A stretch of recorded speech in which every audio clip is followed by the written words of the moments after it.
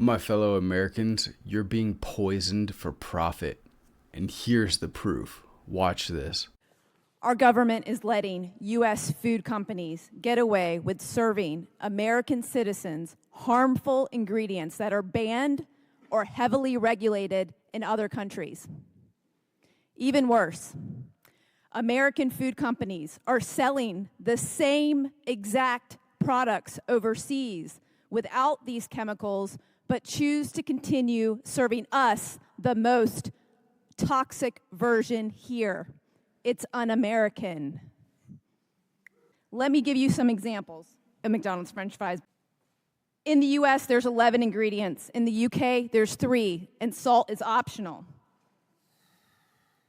An ingredient called dimethylpolysiloxane is an ingredient preserved with formaldehyde, a neurotoxin, in the US version.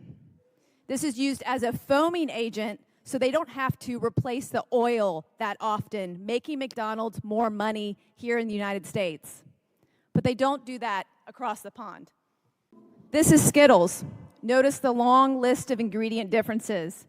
10 artificial dyes in the US version and titanium dioxide.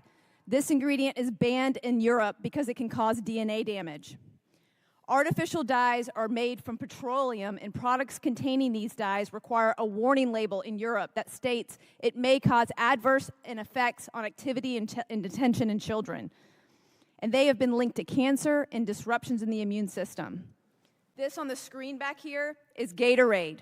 In the US, they use red 40 and caramel color. In Germany, they don't. They use carrot and sweet potatoes to color their Gatorade. General Mills is definitely playing some tricks on us. They launched a new version of Trix just recently in Australia. It has no dyes. They even advertise that when the US version still does. This is why I became a food activist. My name is Vani Hari, and I only want one thing. I want Americans to be treated the same way as citizens in other countries by our own American companies.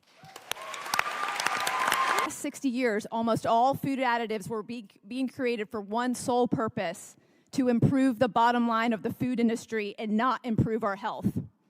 These chemicals were created to mimic real food, to make it easier and cheaper for food manufacturers to preserve their food, to make it last longer on the shelf, to help manufacturing, and sinister of all, to allow them to create products that are more addictive in nature.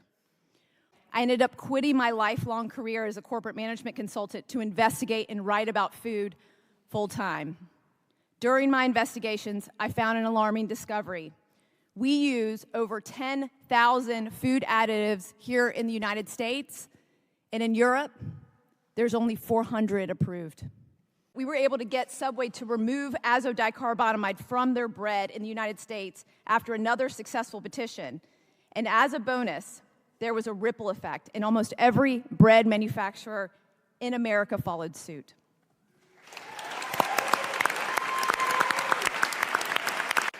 I want to make an important point here.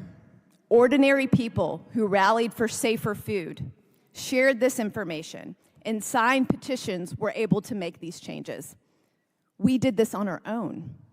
But isn't this something that the people in Washington, our elected politicians, should be doing?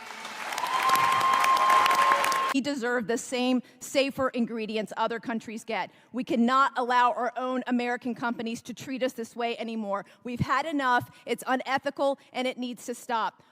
Shout out Vani Hari for bringing such important information to light. But the question beckons, why is the FDA allowing these food companies to put all of these additives into our products? Shouldn't they be banned? Let me know what you think in the comments below.